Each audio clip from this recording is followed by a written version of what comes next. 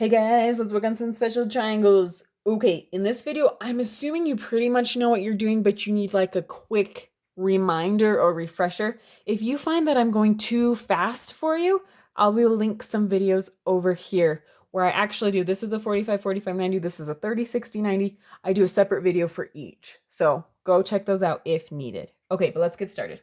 All right, over here we have my 45, 45, 90 triangle.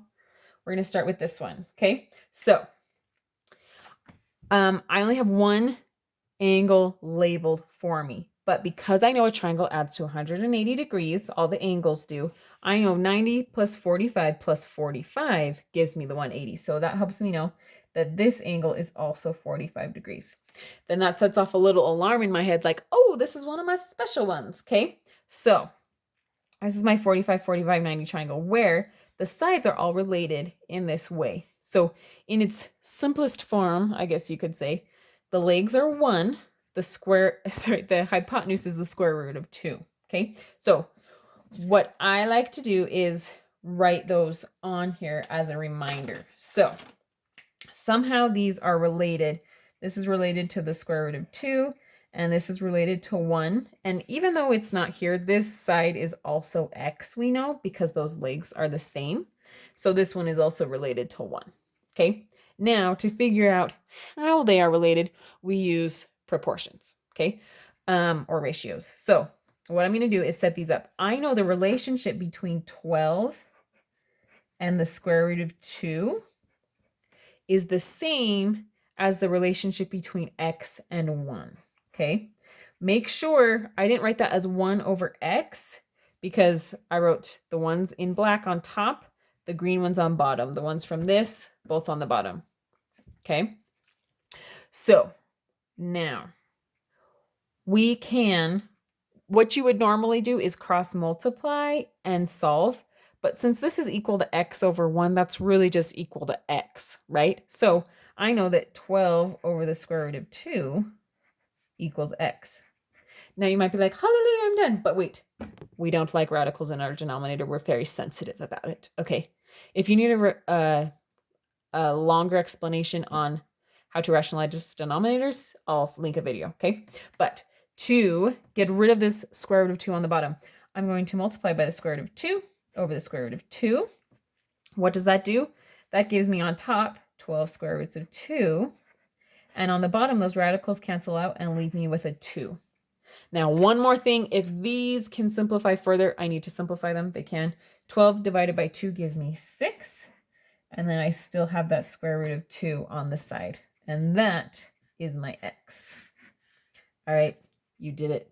Awesome. All right, now we've got a 30, 60, 90 triangle. Again, how do I know that degree is, or that angle is 60? Well, because 90 plus 30 leaves me 60 to get the 180, okay? So I know that angle is 60 degrees. All right, on these ones, the hypotenuse is 2. The side across from the 60 is the square root of 3. And the side across from the 30 degrees is 1. Always make sure that you make sure you're labeling the legs right, okay? The one across from the 30 will always be the shortest side, the 1, okay? So now we are going to set up proportions again. On this one, I'm looking for x and y, okay? So there are, okay, actually, there's 2 ways we could do this. So the proportions I'm going to set up is 24 is related to 2 the same way x is related to the square root of 3. Now, if you noticed something to do this faster, awesome for you. I'll talk about that in a second, but I want to show the proportions because this is what you're going to do a lot of the time. Okay, so now to solve for x, I'm going to cross multiply. Okay, so I will have 2 times x gives me 2x equals 24 square roots of 3. Okay, I'm going to divide by 2 to get the x alone. So I'm left with x equals 24 square roots of 3 divided by 2, but I noticed those can simplify.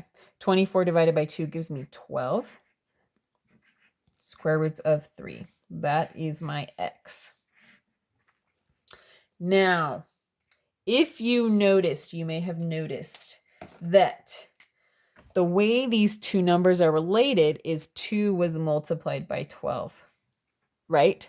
So you can apply that to the other sides. Basically, the way you can think of it is this triangle is 12 times bigger than this triangle. Obviously not to proportion, but they multiplied that side by 12, which means they multiplied the other sides by 12, which is what happened here, right? 12 times the square root of 3. So instead of setting up our proportion for y, we can just think, oh, they multiplied that side by 12 as well. So y equals 12. All right, so if it's obvious like that, awesome. But it's not always obvious like that. So that's why it's important to also see the proportions here. Okay, hopefully that made sense. Check out those other videos if you need to. And get your homework done, go to bed, have dreams of math that are numbers.